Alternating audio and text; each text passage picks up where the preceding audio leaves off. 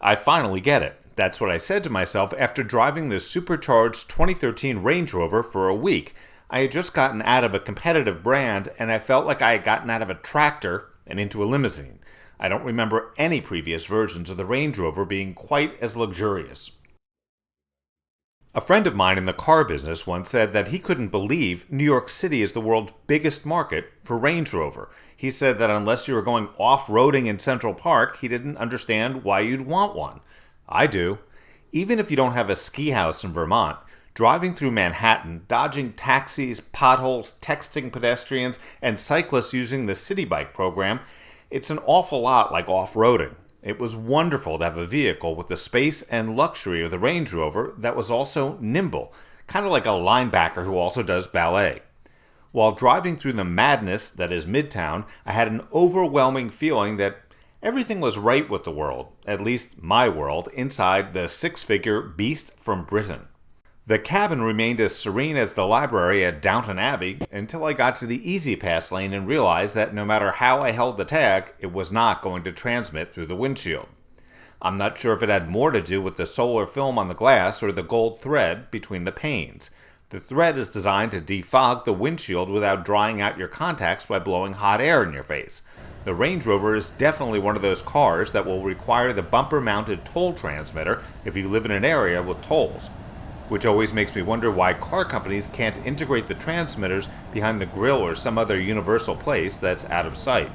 That may soon be a concern of the past as jurisdictions adopt high-speed license plate readers to bill drivers for tolls.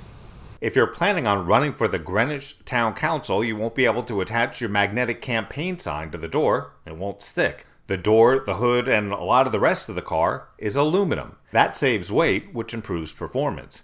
This Range Rover is 700 pounds lighter than previous generations. The 510 horsepower supercharged V8 will blast you from 0 to 60 in only 5.1 seconds, according to Range Rover's official statistics. 5.1 seconds is faster than a lot of sports cars. And remember, this is still a more than 5,000 pound vehicle. The supercharged V8 SUV gets 13 miles per gallon in the city and 19 on the highway. It's smart that Range Rover fitted the vehicle with a nearly 28-gallon fuel tank. No matter where you're going, there isn't a bad seat in the house. The glass-bottom boat sunroof provides an amazing view. It's almost like being in a convertible without the noise or buffeting. One innovation that I really like in the Range Rover is that when you get out of the vehicle and lock it, either with the key fob or by pushing the button on the doors, the side mirrors fold in. Not only does this make it less likely that they'll get popped off on a narrow, crowded street, but it also reassures you as you walk away from the vehicle that you really did lock it. The soft closed doors are also a very nice touch on an SUV. I've only seen this on luxury sedans. Not only does it save you from having to slam the door when you're carrying groceries and your gym bag, the soft closed doors are also less likely to wake a sleeping baby or spouse when you come home in the middle of the night.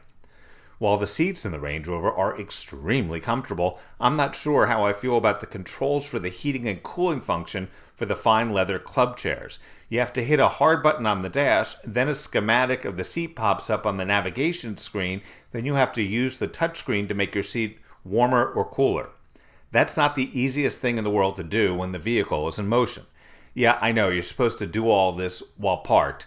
Good luck with that. If you kept parking every time you needed to adjust something on a modern luxury car, you'd never get anywhere.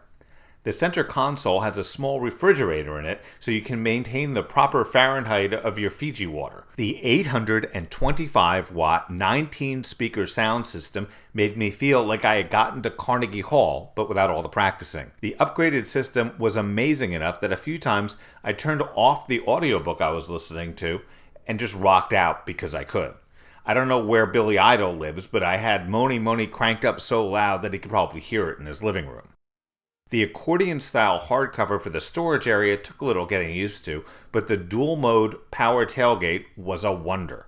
You can open just the top or the top and the bottom and hit a button and they both close automatically.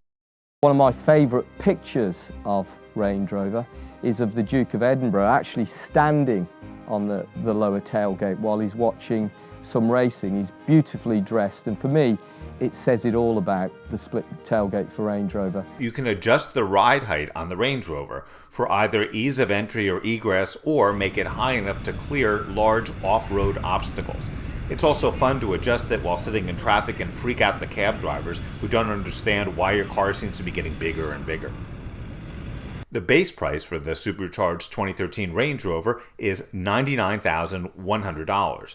Options on our test car included $1,850 for the upgraded sound system, again amazing, $4,100 for a front and rear climate comfort package, which includes the caviar cooler, heated front and rear seats, and power folding rear seats, $2,400 for a rear seat entertainment system, a little over $1,500 for the Vision Assistance package. That package includes a Big Brother house's worth of exterior cameras, automatic high beams that actually work, and blind spot detectors. That and a few other options, combined with $895 for destination, brought the grand total for the 2013 Supercharged Range Rover to $111,620. I'm Grant Winter, reporting for Real World Test Drive.